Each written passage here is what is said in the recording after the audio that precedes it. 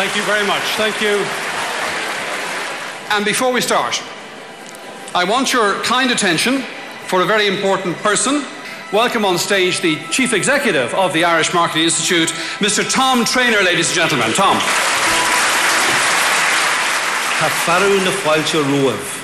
I would like to warmly welcome you to the All-Ireland Marketing Awards. Is Mr. Thomas McCrainer, ta tahi trocha bliana go magursi grá. Agus linen an treifse sin, de kitwar a bridjantagum le colachdi a chorchan kin. A han shaw, Tommy ar hoor duchlan oor. Duchlan all war. Duchlan doyante, better.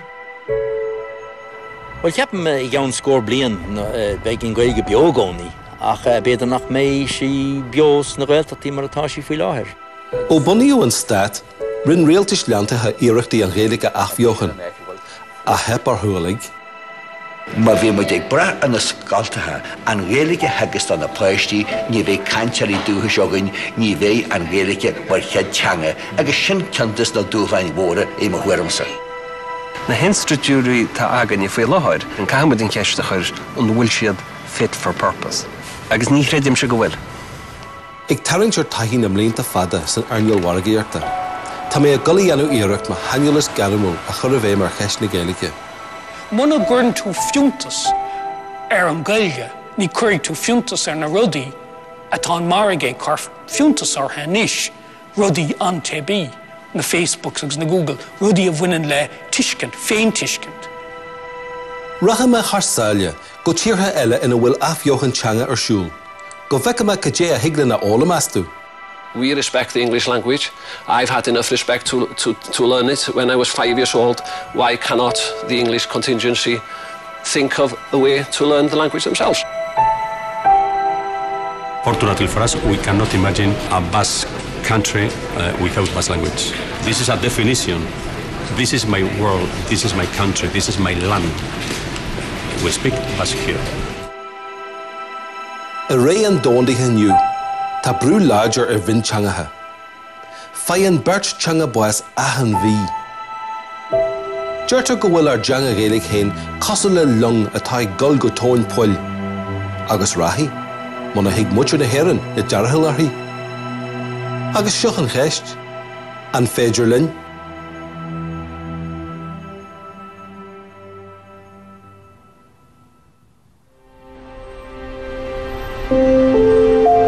Nuair a arcan tú ar tionscadal grower bí na fáile amach céchó láidir agus a táise. Is léir go gaithí tú na hawer, carta maithe a bheagat, agus éad a bhascú le cuaram agus na skill. I gcúrsaí gró tosíonn tú le fís spragú, bríomhar, dána, sillar. Pictar den tóchaí a bhhaid leat. Agus an sin fógraíonn tú mission, ag luú amach go dtí atá bronnagad. Hart ar sin na lig agus spríd gach rud a dhéanann tú bíonn do chud lochanna. Sa dú éascólas ag daoine go dtí atá tábhairta agus go dtí nach bhfuil. Nuair atá sé sin lig deantagad, cruthíonn tú stráteis. Seo an dóigh practiciúil a bhfuil tú ag gol do chud cospaí a bhain se maith. An bhfuil fís a bháin aontaí ag na scarthalabharí, agus an bhfuil seansan í a bhain se maith. Chun tús a chuirlim a bhise, híl me gur fear gulchan cainte leis na daoine atá frogad has policy teanga. Dul sí an rialta stráteise a díirí ar afheochain na Gaeilge. Chuir me go tear chunam le búlú leis an áire donatha mo gcineile ar a stáit na Gaeltachta, agus chuir me chéistear fan phleanna teag an rialtas. Ní hílam gur éon rúne, bhain an Gaeilge fí brú os na ceantar a Gaeltachta, go speisialta a measc a níos a óig, sílam bhfuil sé sin ahananta ní bhhainnig daoine coslam hain a haig rinn na Gaeltachta, agus fiú bhhain ag an rindeide chéin, an sorla teangálaíarta a hanig amach rinn blianta haint, scaire sé muid a lig, mar dúirt siad muna gortar srían ar an chúlú seo, go bhéitú sé fach an glún eile a mó cantearí dútha sé bí an san Gaeltacht. agus sin an fá go bhfuil buideis teáinte fa chuine an stratis a chuú an neirid sin sihir agus smuointe agus a bhfuil muid an neirid sin cóir le hiú go muid geirí é chur a bhéim go fad agus is féidir. Cé tá freagra as an stratis Féidir Linn? Well, an rialtas an nóide agus an ring na Gaeltachta áirisite an regarat omlain an sin bé údras na Gaeltachta mar hampla bé imchur mór acu sin bé forras na Gaeilge bé imchur acu sin ar fod na tíre tá bille teanga ná bille Gaeltachta agan anis. An chead bille Gaeltachta hanig iste ón 19 rud réimhláide. Bhain tú ús just an focail réimhláide an bhfuil réimhláid dítharainn. Is déta a ré ó hiúh an chospirata agan go mé min réimhláid teanga geist a scarabí a teise an deanta caihimid gur chuige a gceart níl mar an am a fáice ag an réaltar go mór agus sin an fáil go bhfuil buid ag tóirt mar réaltas an neirid sin amada agus go bhfuil ama a lí caite go héin le tomol a luas ó ceapú beit a blianain ag pléile seo. Haistil me go túisgurt na tíre le feiceil go démar atá géirí leáin sin leis an teanga. In anion as bataíochta ón stát go starúil, tá cuma go bhfuil an Gaelic ag neartú an seos na séchondaí. Bhí ar chéine an seo trídear sanna gceart a bonústathe. Mar sin, ní rudí úré trídear sanna gceart a teanga. People have a graph of language up here because they felt that language rights were part of the denial of rights across the board. And the Irish language was, for me, was just booted all over the place as part of that political opposition to anything that was seen to be attached to being a Republican or being a nationalist. Tell us a bit about your vision. Well, my vision is that I could bring forward an Acna Gaeilge, an Irish Language Act, and then looking to see where the needs are. And looking at those needs and trying to almost come up with a robust, strong strategy around the long-term planning as a target. And within those targets, there should be things like growing the economy, growing industries, you know, supporting language development, supporting education, further education, arts. Any other service that you do through the medium of English, you should be able to do through the medium of Irish. I'm not going to get it all right at the very start, but I need to at least try, and I want to do it with the best of expertise and the best of advice possible in order to move this stuff on. Tá an cuma go bhfuil na húdra seo yes agus a hui chomata de chuis na Gaeilge, agus tían siad tóchaí chláinseiltaithe. I gcúrsaí grá tá sé tábhachta cinnasaíocht léidir bh an. Daoine atá freagra as na tarthaí an príomhhaimena agus arann mar hampla. A caiime rá nuair bhí mar géiste leis na ara a caint fan na freagrachtaí, ní ró mar róchinte cé atá geannas. Is cinse go bhfuil ról tábhachta ag faras na Gaeilge, agus bhí mar andéachas a clinstin go déabhí le ráite go. Erdi, instú fa na haimena atá ag faras na Gaeilge? An ráitas mission atá ginne faras na Gaeilge na úsáid na Gaeilge sa stíl léthúil a bhéadú. Agus go dé mar atá sé gáil? Well, Branger an dáin agantúir. Má agantúir ar na figuríonn san déanairú, tá na figurí sin na fuas ahanúir a bíos déanairú ón lín an líine bhfuil Gaeilge acu. Má henú siar go dtí an déanairú an 9 a héineag is 3 faoin chéad ar Ilan na Héireann a dúirt go raibh Gaeilge acu. Má agantúir an déanairú ó yes is daoad a héan faoin chéad in Javílas a héineag agus an déanairú dearanna an seo hui is díra chara deithfuoin chéad. Now, go bhéad acu úsáidin an teangaí go léthúil, tá sin níos lúna sin, ach cruthíonn sin go bhfuil baid ag pobl na Héireann go fáil don teangaí. An éis atá ógamsa go páirsanta na níos mó daoine óga, agus tá sé caint ar chéad an níos mó na cé go faoin chéad do bhíine óga Ilan na Héireann a bheith ilte in sa Gaeilge a bheith lífa nó meastar a lífa in san teangaí, mar éan an tréchi agus má éiríonn le na daoine óga sin agus an patrún úsáid a teangaí acu a athrú céalaíonn sin go leanaí siad a ré caint Gaeilge frídin síal. Agus má angan tú a ríist agus deanam sa tagart a gcónaí don déanairú, má angan tú ó yes ar an patrún úsáide léthúil i néad a riine an scala agailt titin se. So sé an ís sin ó héineag dóiag sús go dtí 6 sin an tám a dhéanaan daoine an cinne go dtí an teangaí atá sé go lóirt leis na cairde acu. Agus tá sé feici agin agus tá sé cliste agin. Daoine ága Scoil Gaeilge acu ach an teangaí lórann siad leis na cairde béarla. Is léir go bhfuil áit lárnach ag an níos óg in nachbheochan na Gaeilge. Tá sprúchan na uaillmhíonacha ag strateis fiche bhliain an réaltais. Mar hampla, an méid daoine a lóran Gaeilge achan lá tí an muid an chóras a dheis, a ardú ó 83,000 go 4 milliún. Agus an méid daoine a lóran Gaeilge achan lá réaltacht, a ardú faoi fiche cúig fan géad. Tá daoine an nachgréidean go bhfuil an strateis seo in deanta. Cé dhéanathe go maithe san réaltas? Well, ik héad í ná an strateis Féidir Linn an Gaeilge chatha drapaisí ar fad. Dosach baire, tá sé gosú leis an nóir a bunaíú an start hí sprochanní míréadúla ilug ag a start. Agus mé ála gur a sprochanní míréadúla ilug an, ní étí cinál éon flean ná, ní étí éon sais fuinmh a chortaí fiardan rud. Tá rud céanna tarlúnis. Tá na sprochanní atá Féidir Linn, strateis Féidir Linn an Gaeilge míréadúla. Ní léon bunús ólaíoch a chorbe leis an figúr sin gur féidir 4 milliún gaeilgóirí léthúla a chothú tíbhiste de scór blian. Má bhreanín tú ar an bhreatain bheog, tá si ag súil go mééis siad an méadú 5 fan géad a chur lína breitneisiúirí chula demlíana. Tá muid ag ar an méid céanaí an chula bhliain.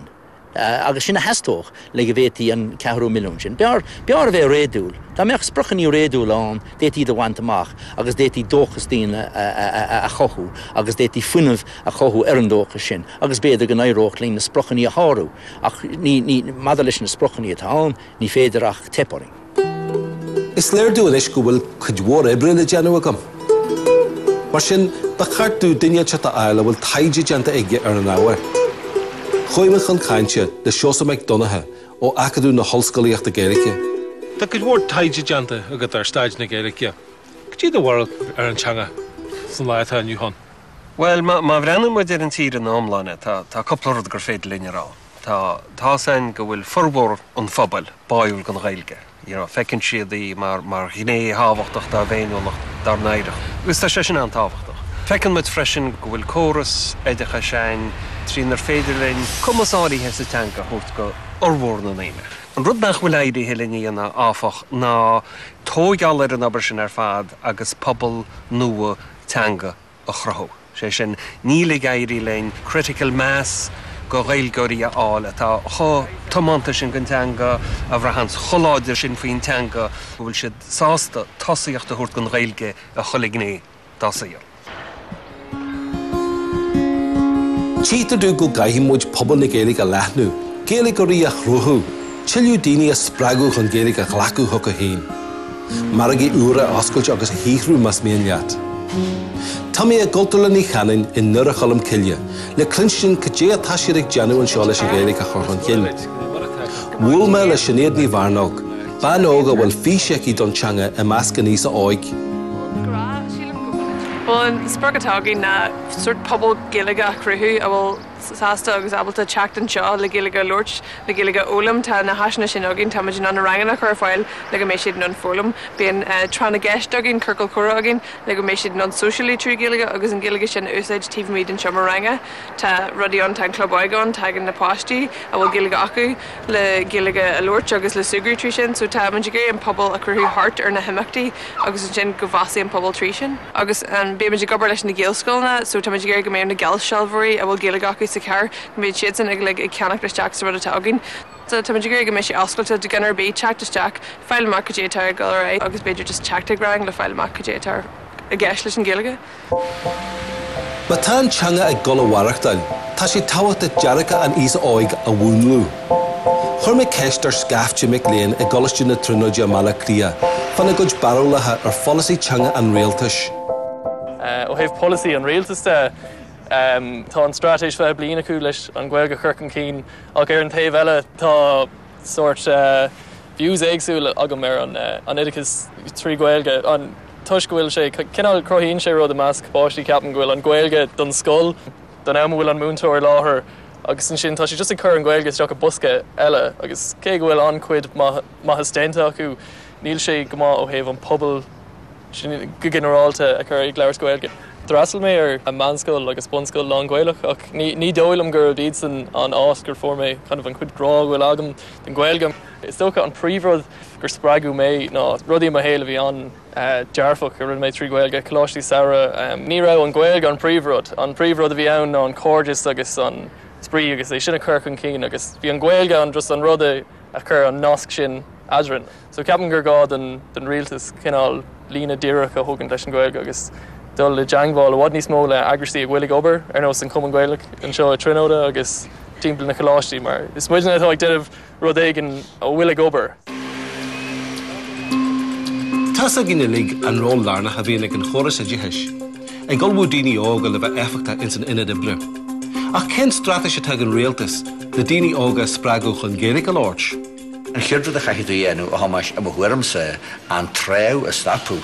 Agus mae iri yn lyn e sinna dhéanú, be sin níos fosa é a chasú a ras. Agus sin an fá go bhfuil muid an is an san strateisiúr go mé muid ag díú se ar an witir ága ar an duine héin. Agus chum foiilte a bhar bhfuil an idircha sin is sésta a ré bhfuil deacaratí leis an Gaeilge an san choras idirchas agus tá sé tar faoi syllabus úra hortamá. Cynna bheith stíirithe a bhar héin ar cheantar tí bhuiid an Gaeltart agus cynna a bheith stíirithe ar cheantar Gaeltart a héin a néite bhfuil an teangaí mar chead teanga ag an Déalta. Tá sé gur cumáith lei sin ar eilehhaint na múnsearí. Tá rint Maltaí agan agus béthar a gabhcarú béidir go cháide a bhfuil múnsearí a bhaid níos mó ama a chahabh an sa Gaeltart ná mar a teisna a chahabh tíigh caiin siad coppla seaartain béidir go cháide fa bliain ná tearma omlan a chahabh. A scolan na Gaeltarta tá cruthíart a dhéharin, tá saoíart a dhéharin. A sin chudas na dúlainn a tugann, sin chudas na deacaratí a tugann agus sin chudas na feibanna atá a réite hagann. Sin teabhtá ag éidechasóirí ná díú a riachtan sí fóla i tsúd a tás na siomí rangan. Agus ní rocket science atá. Níl táda deacar faoi se. Ba chearcha meach plein omláin leacaí amach na cheirh blion déag a chan gasid. Ó anse de steachsan líon an bhega go críochnín siad an áirteist. Agus nach me te fácaí go búnteir an seán an siúd go gasab scoláide le béidir duine an Albert sa geirh blion déag a chaisiad sa ggóirsaidechas is sprácasiad. Ba chearcbach an sprágus an leanúnach ba chearcha me te céimiche. Agus níl táda deacair faoi chóras mar sin chur an áit. Ach cá fís a bheith an, cá sé bheith ag té Canadaachta tásan rinéidechas. Cá siad einachtáil nach bhfuil an rud atá dhéanach nachil se gaibre. Agus tá siad a lécann síos go mór. Gaisúil agus tuismór na tíide atá fíorháil agus bhfuil fíorspéiseach ó ghaile agus Gaeilge ólam agus go deimhin í labhairt.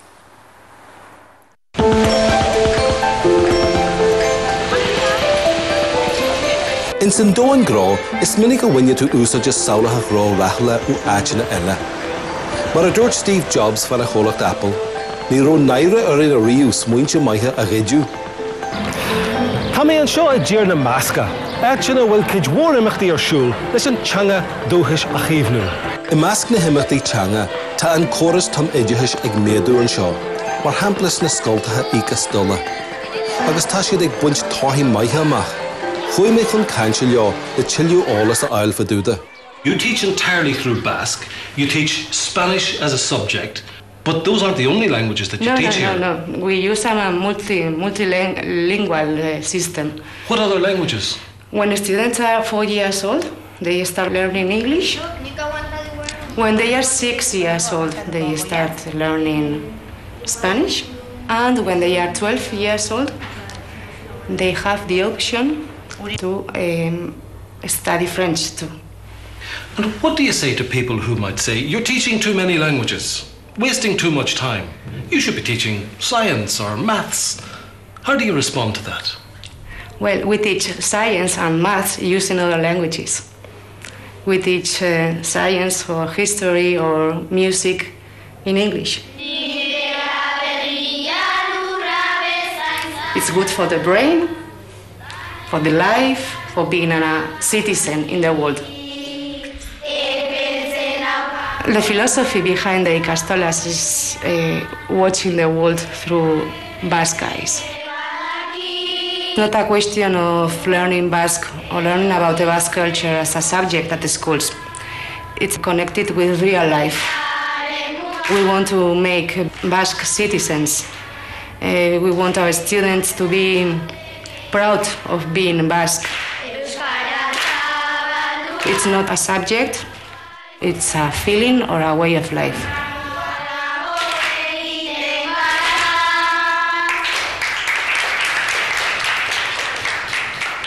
Duréir is gún, sin rud a geisteach an seo sa choras scoil an Neamhspleá ná siaraní maithe Bascaí a dhéanamh as na daltaí atácu. Mar sin tá níos mó geist na idiachas acadó a bháin.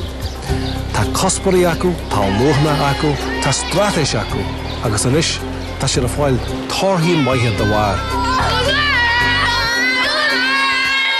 Wel, ceann na rudí is mó thuach dóchas dommas dócha ná an méid daoine tuismóthirí tá gránú Tommy dachas tre réige dá chud gasúr. Níl an stáitin an freistal ar an éileh, agus sin trú é sin. Agus feicte gomsa gur é seo ceann na rudí is dócha go mé ceart béam a chur féchans go méid gachasúr tá gira an réige ránú mar hanga fólama go méach an tsean sin ag an gasúr an Tommy dachas áil tre réige dosach ag sna bonscoilení agus an dhé sin go méid sin an scoilíocht tre réige áil sna gailcoláistí amachchan sin. Mar níl dót fhí cohín Tommy dachas, cohín se caintóirí nádúr a gailge. Agus sinna heastíon sóing, má táid í ggéar go méach an tanga seo bio, má táid í ggéar go méach an tanga seo a úsáid, tíomh móide de seomí ranga. The successful kids of the future are going to be the Gaelscoileanna kids because they can handle Irish, English, they're going to be better at learning Chinese, French, and they're going to be better at mathematics and science. So we need a complete revolution in our understanding. Monolingualism is the way of the past. Bilingualism is the way of the future. Because if we can get our children bilingual, we can propel ourselves into a very different space in terms of educational performance. We should be aiming to be where Finland, Israel, Singapore, where those countries are in terms of excellence in education, in language, in mathematics and science. If we can get every child in this country even speaking basic conversational Irish at the age of 6 or 7, we will have made huge strides in advancing the performance of children in a whole range of educational areas, not just language. Tá an seo an Alban, le clinstein cadé mar atá géirí leo Gaelic na Halban a churchan cin. Ní bhhain go bhfuil an tír seo chu cangra dúin agus bhfuil mar deabalta eicil ó éireann, a tá an teanga dúhisin seo inta casal lena deanga héin. Agus tá cídhór den na dúchlan céirna ag na Gael ar an dáthíú do chrúgla méal. Heistil mé hiag an ilin scíhanna, Aitu bhfuil an eisteocht a galiste tríthú level lan Gaela ag codú le bhéadú ar lín na níní atá ag Lord Gaelic na Halban an seo.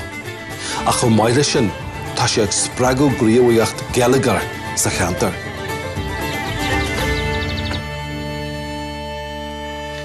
Norman, what is Solmorostig?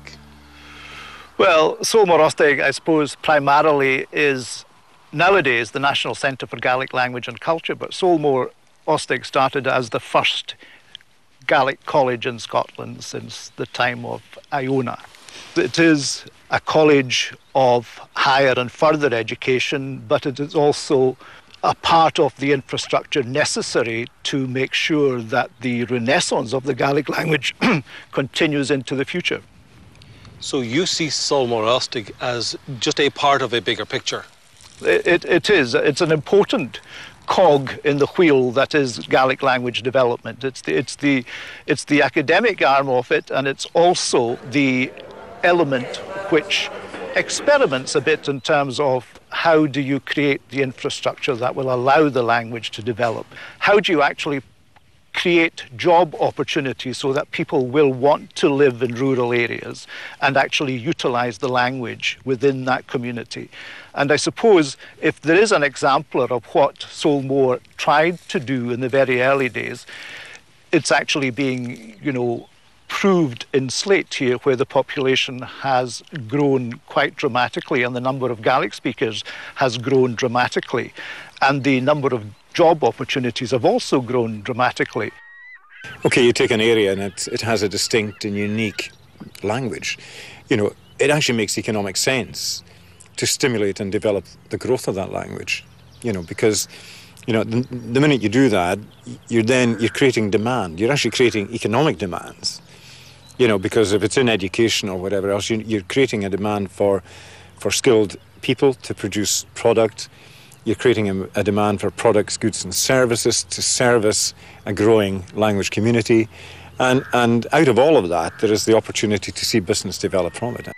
In terms of convincing people about the value of it for themselves, it's tied to the economic aspect because they're seeing it as being something that's creating opportunity and creating enterprise and stabilizing communities in maybe areas where there's a lot of population drift. There has to be that sort of level of understanding within government that when you're talking about economic policy, that might impinge in some way, negative or positively, on language planning and policy as well. So it's that bringing together that level of understanding, and if you could manage to do that, then you make the whole sort of infrastructure more effective and efficient.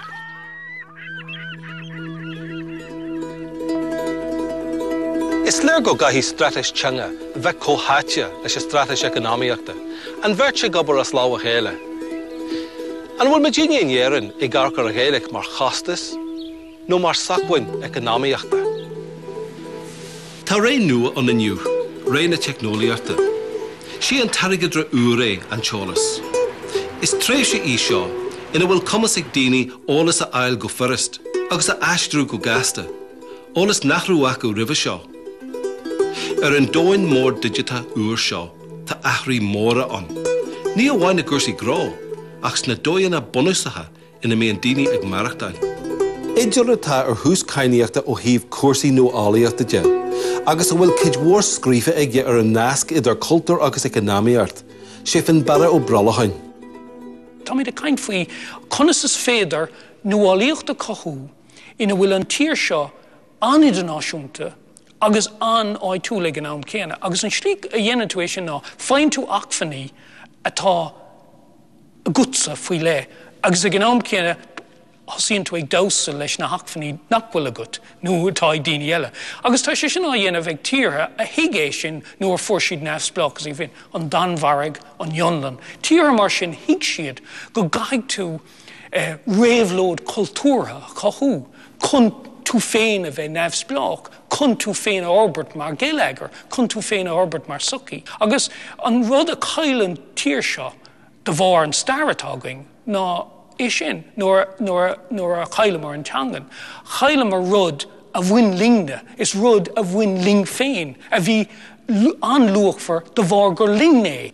Agus an áitina bhfuil an Gaeilge cóláidir. Ná is trid spiridálta é. Is tá tú ag trid ar son rud éigean nach bhfuil sé sa léir go bhfuil éon luachar. Now, ceapan daoine gur geall tú nó dearn tú sin, mar ceapan siad bhfuil tú ag caint faoi bead a religiún na bhd éigean. Níl, tá tú ag caint faoi na rudí atá going go léir, atá stig an go léir. Ní gád ag éisteach nó léamh na rudí a scríomh Mícheál Chuileán faoin tír seo. Is na rudí atá rá gomsa na rudí a bhí árá ag Mícheál Chuileán. Sar bhór sé bás. Agus an rud a hiig sé sin ná, caig tú, nóair bhí an tír seo, nóair fuair an tír seo neamhsplachas, go gaig muid neamhsplachas intine cothú ag an am céanna. Ní rairigling é sin a cothú. Agus tá an Gaeilge fós lárnach sa trid sin. Agus mun an airianling leis an Gaeilge ní airiogling sa Gaeilgear. Ní de bhór go bhfuil siad nascathe go díreach, tuigeann tú féin. Níl mé rá mátá daoine an Gaeilge a labhairt go méid Gaeilgear láidir going. Ní hé sin an airgóid, an rud atá mise rá ná, muna gcuireann tú fiúntas ar an Gaeilge, ní cuirigh tú fiúntas ar na rudaí atá an marigé car fiúntas ar hanis, rudaí an TB, na Facebooks agus na Google, rudaí a bhaineann le tuiscint, féin tuiscint. Darla fin bara, tá sí ar chumas ag an teanga forbairt economiachta a thomáint. Ma tá sin fíor caithfidh muid ceiste chur ar on hain. An bhfuil muidir na hÉireann ag amsú cultúthal nuair a thugamid ar gúil leis a Gaelic. Amandí chuirim sé ceiste an hain, a meach sin níos fearr an Gaeilge, nach meach neamhsplachas bantamach agan, nach meach muid faoi stáit neamhsplach ach meach muid fós fi Westminster. A meach a wad nís mó úsáid gan want ag díine in éireann as an Gaeilge. Mar atá sa bhreatain bheog. Ní léon síorse follatúlach up sa bhreatain bheog, mar a fórmuide. Fós héan tá an bhreatnis a wad nís láidre ná mar tá an Gaeilge. Mar tá sé táhachtach do bhainte na bhreatain na bige. Gespánadís gur náisiúníad trín bhreatnis a úsáid. Níl an táhach sin na hiile, níl an táhacht chomór in éireann, méála go neisbleach as ein.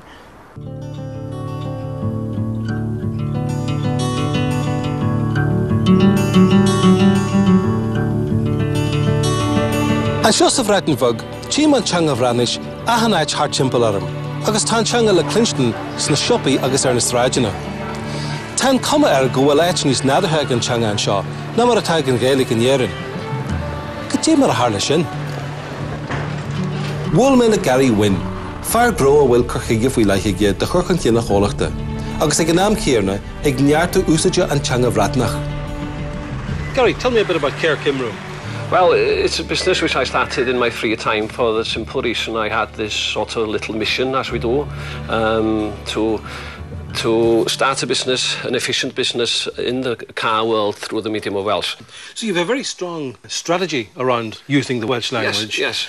Do you fear it might be restricting your market size? We have a turnover of over £10 million a year. Every part of the administration work is done through the medium of Welsh. All the staff speak Welsh. We have a policy: we will not give business to anybody except Welsh-speaking people, as long as they're efficient in the work that they do. And we find that that little network of Welsh-speaking businesses help each other. And if we keep the money locally, the chances are we can help the future of the Welsh language and the future of the Welsh culture. Does the government provide assistance to Welsh Nothing companies? at all. In 30 years, I haven't had one penny towards doing anything. Having said that, I haven't really asked for it, because I don't think I should have to ask for it. It's something that I do as a part of my business, and it's a part of the duty I have towards the Welsh language. Tá an concept sin, dúilgus a leith teanga, le feiceáil a dír na másca. Éitir bhfuil me le Paul Bilbao, Rúnaí Ginearálta ar Conselua, agraíochta tá dírí ar Albert an teanga Wascais. Tá 5 agraíochtas trotha páirteatha Conselua, agus tháinig siad le chéile le guth hamháin aontaí a thabhairt don ghluaiseacht teanga. Our first priority in Conselua is just to accelerate the process of normalization of the Basque language. The Basque social movement have realized that if one day we want this society lives in Basque language, this is our final aim. We are like a lobby to show the politicians and the institutions that they must change the language policy, and well, that's the reason that we are like the director of an orchestra. I mean that we need that all the instruments play in the correct way, just to normalize, to recover our language. George Paulium, go bhfuil teastas teanga ar fáil de chomhlachtaí a bhain úsáideas an Wascais ina cuid grá. Tuigim an teoraigh, go dtí mar ar brinse go practicúil. Tá mé sé golchan caiinteanais le ceanna na chomhlachtaí seo, do fáile má dú héin. Tá ónínsa ag géirí a gceannas ar a chomhlacht leat tresnach, agus chomáid le heitis láidir mar a géirta, tá áid lárnach ag an teanga Wascais is strathais an grá seo.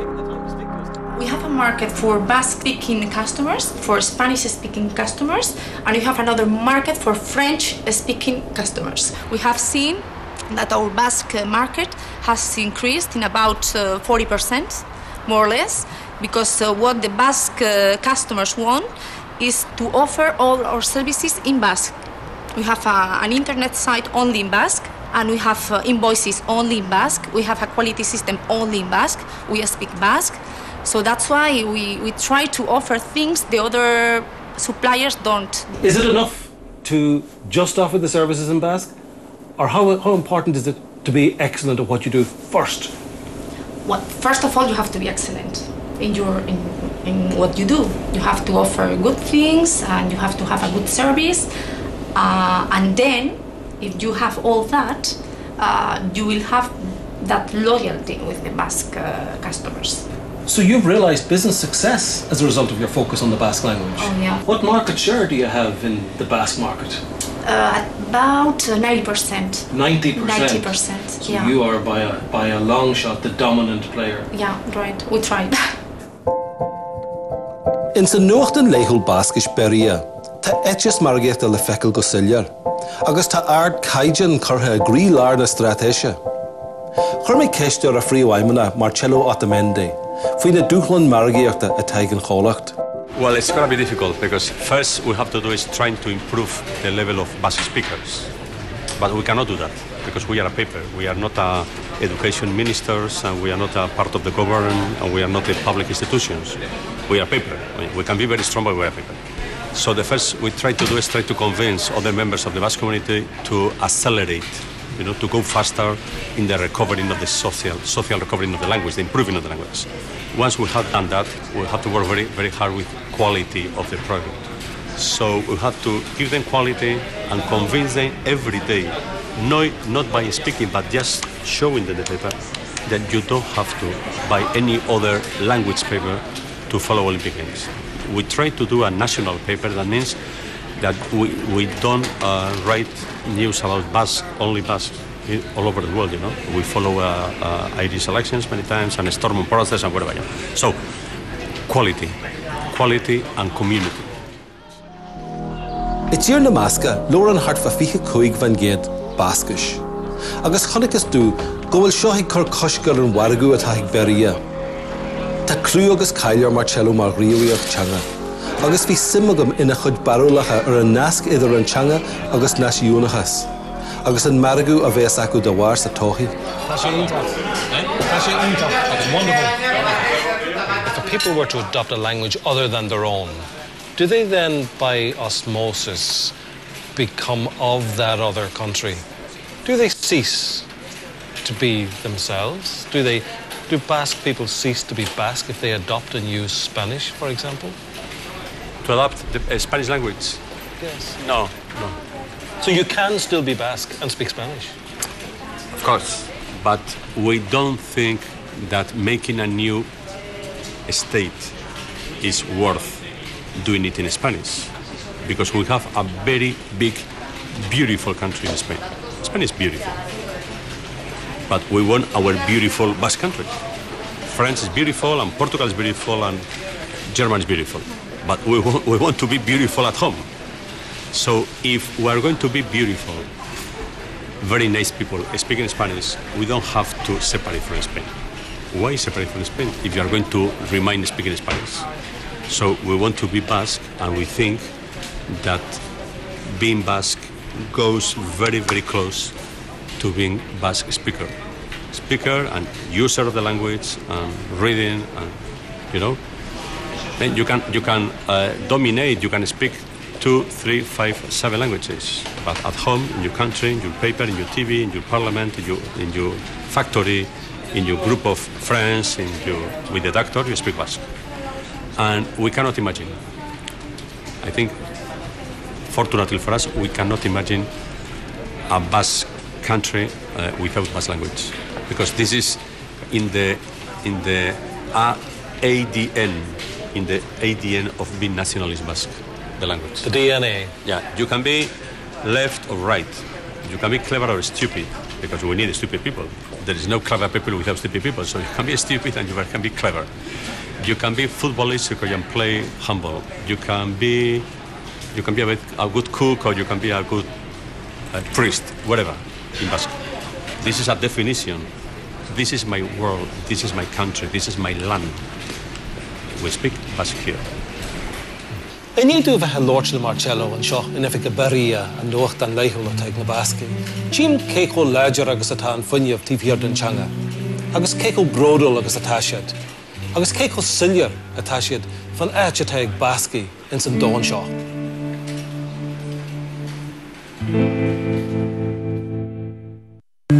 But Tal Helig na Vefwe've Laharisht, to uncome Gogahi Mortis Kinne, a Vehegrihe much in a heron. Agus eir of a comforter than a janga hen.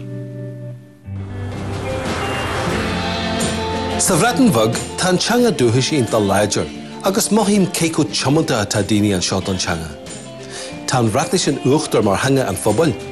Mar hampla, te kidwar bani kiola canu go nada has of ratnish. Bhfuil me is dearthar teacht tárne ina raibh banna ceol mór le rá ag cleachtú, cowboys bros bútónach. Bhí fannar am amsú patí a bhíonn siad ag ceanú go heisiach im ratnis.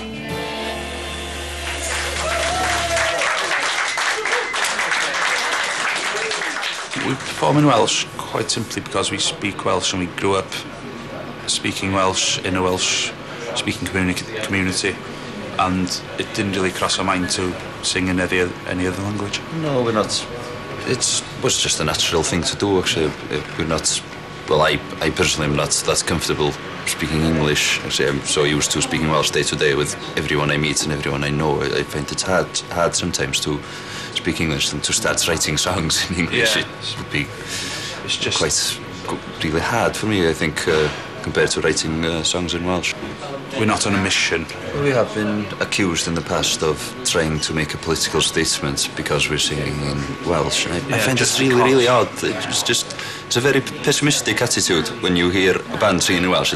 They must be making a political statement. Yeah. People in the past, David Iwan and such, they have fought for people to have our with.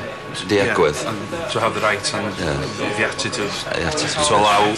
Hopefully the end result from that is that people are allowed to do it naturally without being questioned. An seo an éireann tá lucht na Gaeilge ag strachailt chun saoil léithúil nadaithe a bheith acu ina deanga féin. Fear a tíon seo go glan sillar agus a taigéirí rudan seart a dhéanú faidúta, sé Ronan Mackie Wee, a radio na Gaeltachta i dtíor chonan.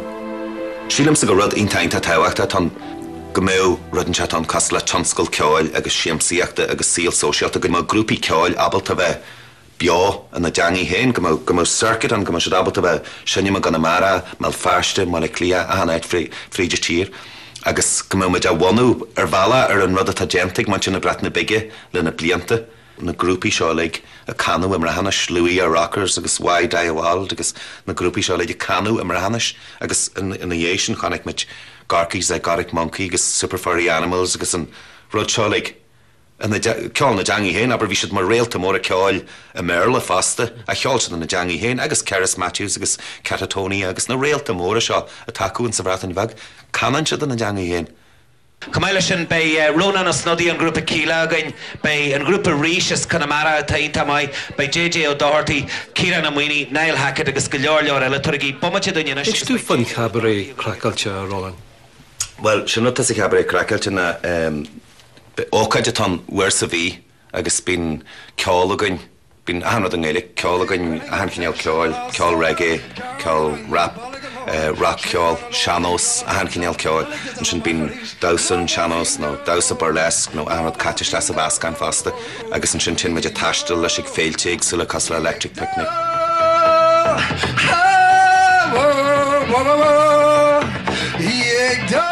Go bonúsa sin rud tar a chúl na an réomhlaid teint a dalígam Sain víniu huirtaid nó víniu mar sceart a seo bhela. Aber síl sóisialta na Gaeltachta den chuid is smó, staigh goil se Merle, mar sin seo hílagur rud ínta néidere tan aníró sé tarlú maran. Bhí sé tarlú gan na mara ag level an teart le ceol country in Gaelic agus anad agus John Bug agus na Hankery agus Leitio agus Bartlow Donin agus Dini Maiad an chéneal sin mar sin bhí rud an teart an speisialta tarlú a gan na mara. Aber ní ró TG Ceheran nar a bhí nar a hasisiid a bheith seo agus bhí chéneal. Well, dini goni betchal han Gaelic agus reit námadí seo le Irish shoved down me throats and bladder seo le chlein to goni agus just bhí chéneal íwagur chéneal drámainn tá dúranta a bhíons na Gael agus just go sín de leit hart cain fan Gaelic goni. Nes tá chud sin fear agus ní ré alfasin denim héin sin na halsa las fasta a tá sé táhart a go cratigain agus go ma jabalta pleasure a wantis a tíl agus gúil ma jabalta chespanta go iní eile gúil pleasure dochrete a buint leis an teangaí seo aganne agus leis an síl a chruthíonn mit háartar sin.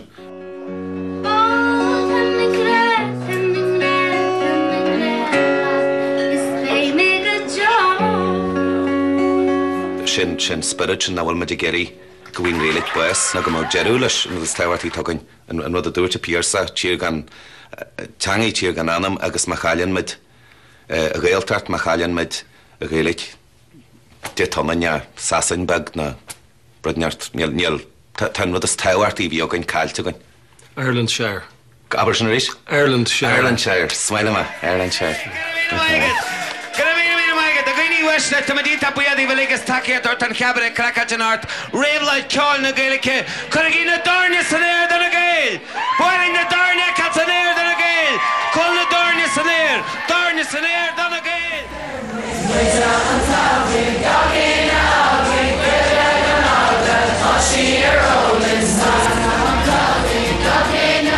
Tá tóchaí an teanga Gaeilge ag brathar níos óg. Mas mian linn teachta díar ar a chéad glúin eile, caithimid ceangal leo, agus tariscint warin túla chur os a gabhar. Bíon na mic líon óga an seo galiste lorgan ag arcar a teanga mar rud dearafa a bhainnean le sprí agus na crack.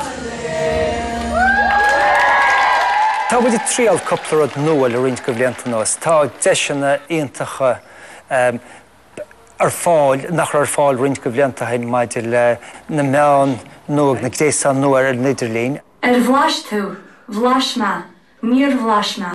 Bhlais tú, bhlais ma, níor bhlais ma. Feicir cháinnig cúil seachá le gian go mór in nearcha agus ar gorchaige agus go bhecin scoláirí gur deischobe an táúisina dhéanamh bheith fólam na teanga go bheith actually gúsáid na teanga na síal tímo go seomra ranga.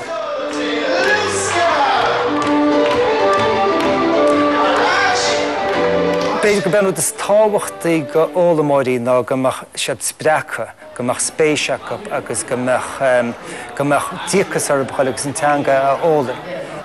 Beidir gur bin an easta bheith tásan gcórasaidechas nach gurtíad I bhathid ar chuí ar bhealach spreagúlaí ná ar bhealach réalaíoch ná ar bhealach go bheice na bhólamáirí cén úsáid practicúil gúil sé taine ná na bhaint eiste na síalthain tímog an siomra ranga.